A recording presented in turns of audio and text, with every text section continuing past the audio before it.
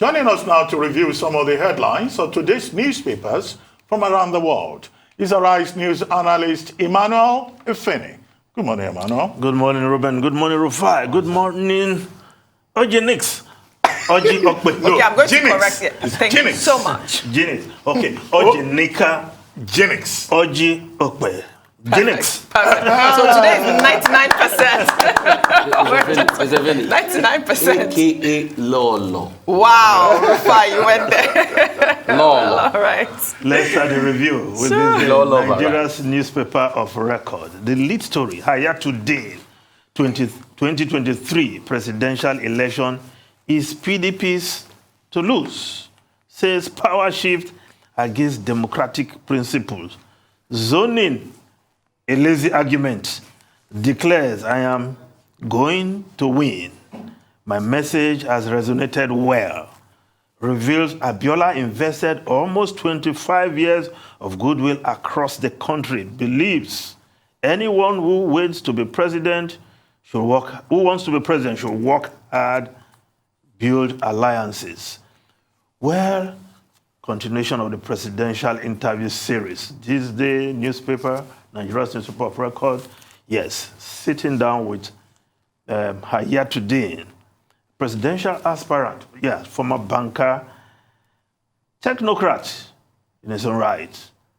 Well, he's been making inroads, moving across the country with message that seems to be very clear about what he wants to do. But I'm not sure he will get the buy-in of many when it comes to his arguments about zoning, saying that zoning, the argument is lazy, it is undemocratic. Well, we want to build a country where everybody have that sense of belonging. Power cannot sit on one part of the country over and over again, no matter the excuse of number, landmass, or whatever you want to put forward. Well, we'll see how far Hayatu-Deen can go, because he is saying, I have done my mathematics, confident of winning PDP's ticket. In a few days' time, we'll know how far Hayatu-Deen and his message will go. Now, the Guardian newspaper, primaries, confusion trails Buhari governor's meeting as APC adjust timetable, suspense over consensus option as Jonathan Daura meets. Korocha Tinubu distressed, feels APC should reward him with presidency. Candidates with forged academic credentials will be prosecuted, says INEC. Yes, the confusion, according to the Guardian, confusion within the ruling All Progressive Party is palpable as the National Working Committee of the party released yet another revised timetable. I hope there will be an end to this revision and extension of its timetable. But at a point, you must meet the INEC guideline. So the APC needs to act quickly. But there's a story above the photograph on the front page of the Guardian newspaper. 2023, General Abubakar, yes, Abdul Salam Abubakar, kicks against zoning, defends 1999 Constitution. Suddenly, so many voices from the North speaking against zoning.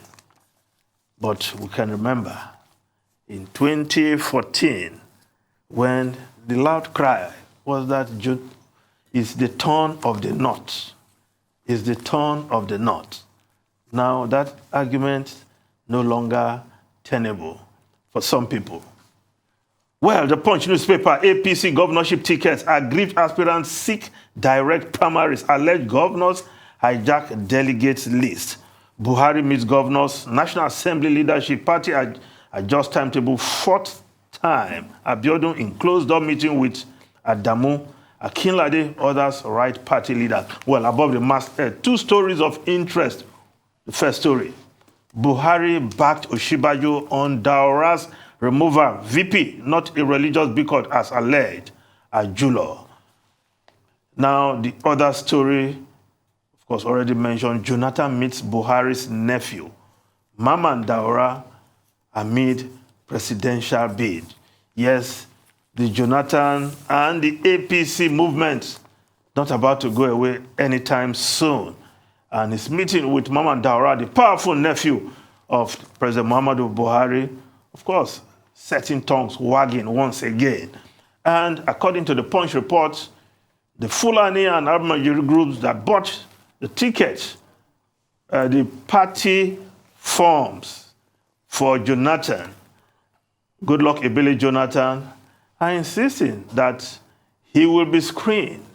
Yes, they bought the party form after selling their cows, according to that group. Now, the Nation newspaper tension in states over PDP APC governorship primaries, while the leadership newspaper, as governorship primaries kick off, 300 APC PDP aspirants beg delegates for party tickets. Yes, the Daily Sun newspaper, PDP presidential primaries, Saraki Atiku Mohammed Wike Obi are top runners. Margin of victory looks slim.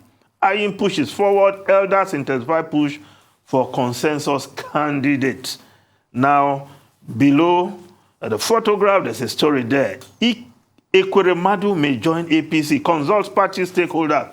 Yes, Ike Ekweremadu, former Senate president, current senator representing Enugu West, thinking about going to APC, according to this report. While in Enugu, the PDP family seem to have zoned the governorship to Enugu East. And Ike Ekweremadu is from Enugu West. So, he seems to be up against the wind in APC, in PDP. So, it's looking towards the APC. It will not be a surprise. Nigerian politicians and defections is a way of life. Now, if we just look at, yes, the New Telegraph newspaper, drama gunshot as EFCC arrests Okorocha for jumping bail. Operatives laid siege to mansion for 9 hours. Allow me to attend APC presidential screening. Lawmaker appeals. Well, for Rochas Okorocha, this is not the first time he was invited. This is not the first time he was invited by the EFCC. He reported in February, yes. And of course, after some time, some chat with the EFCC, according to him then, he went to clarify certain issues. He went home, but he was invited this time around, failed to show up, and the EFCC did the next logical thing. Whether the force exerted was appropriate, it's a matter of debate. But now it's cooling with the EFCC.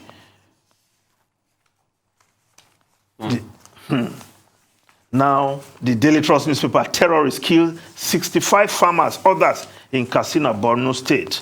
Boko Haram slaughter 50 in Iran, injure many. I am yet to be briefed. Police Commissioner, our people under siege, say Rep. Gimba, 15 killed, over 100 cows rustled in Jibia.